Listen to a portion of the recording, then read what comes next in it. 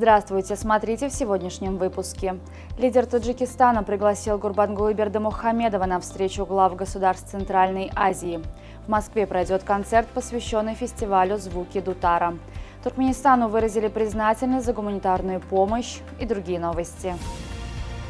Президент Таджикистана Эмомали Рахмон пригласил национального лидера туркменского народа Гурбангулы Бердымухамедова принять участие в 5-й консультативной встрече глав государств Центральной Азии, которая состоится 14 сентября в Душанбе. 17 сентября в Москве пройдет концерт, приуроченный к международному фестивалю искусств «Звуки Дутара» имени Нуры Халмамедова.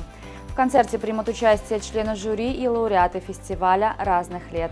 Министерство иностранных дел Российской Федерации направило Туркменистану благодарственное послание, в котором выражена глубокая признательность за гуманитарную помощь для детей Приморского края, пострадавших в результате природных катаклизмов. В послании подчеркивается, что этот жест доброй воли в духе дружбы и взаимовыручки рассматривается как символ неизменно высокого уровня российско-туркменских отношений. Лайнер «Петр Великий» начнет совершать круизы по Каспию в следующем году. В рамках этих круизов судно зайдет в порты Баку, Актау, Туркменбаши и Махачкалы. Пассажирам на борту лайнера будут доступны рестораны, спа-салоны, тренажерные залы, бассейн и сауна. Всего в плавучем отеле 155 кают на 310 мест. Строительство лайнера стало важным событием для круизного туризма в регионе и послужит развитию сотрудничества в сфере туризма между прикаспийскими странами. В рамках фестиваля «Вкусная Казань» при совместной организации Комитета по туризму города Казани и Генерального консульства Туркменистана состоялся мастер-класс по приготовлению традиционного туркменского плова. Отмечается, что плов был приготовлен по всем канонам туркменской кухни. Участники и гости фестиваля смогли оценить вкус блюда. Таким образом, мероприятие способствовало знакомству жителей и гостей Казани с традиционной кухней Туркменистана и укреплению культурных связей между странами. В сентябре 2023 года в рамках программы «Большие гастроли» Государственный академический малый театр России посетит Туркменистан. Малый театр выступит в Туркменистане с 18 по 22 сентября. Коллектив покажет 2 спектакля по пьесам Антона Чехова «Вишневый сад» и «Женитьба».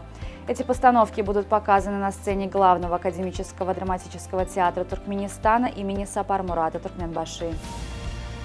В Сингапуре предлагают кошкам и их владельцам новый способ провести отпуск вместе – отправиться в морской круиз.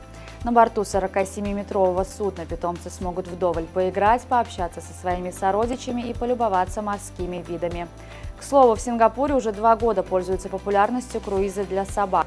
Организаторы решили повторить успех и запустили морские путешествия для котов. Певица Шакира, первый из латиноамериканских артистов, получит награду имени Майкла Джексона. Церемония состоится 12 сентября. Прежде премии имени Майкла Джексона удостаивались такие исполнители, как Бейонс, Ники Минаж, Мадонна, Дженнифер Лопес, Риhanna, Джастин Тимберлейк и другие. В Астане проходит международный фестиваль современной этнической музыки The Spirit of Astana. Для участия в мероприятии в столицу Казахстана прибыли лучшие исполнители этнической музыки из Узбекистана, Израиля, Венгрии и Грузии. 4 сентября в Ашхабаде стартует очередной чемпионат страны по баскетболу среди мужских и женских команд. В турнире примут участие 6 сборных команды вилаятов Туркменистана и Ашхабада. Чемпионат пройдет по круговой системе. Первый тур запланирован на 4 сентября. Финал турнира состоится 9 сентября. По итогам соревнований будут определены чемпионы Туркменистана по баскетболу среди мужских и женских команд. На состоявшемся конгрессе Международной федерации тэквондо ITF было принято решение о приеме Федерации тэквондо ITF России в члены Азиатской конфедерации по этому виду спорта.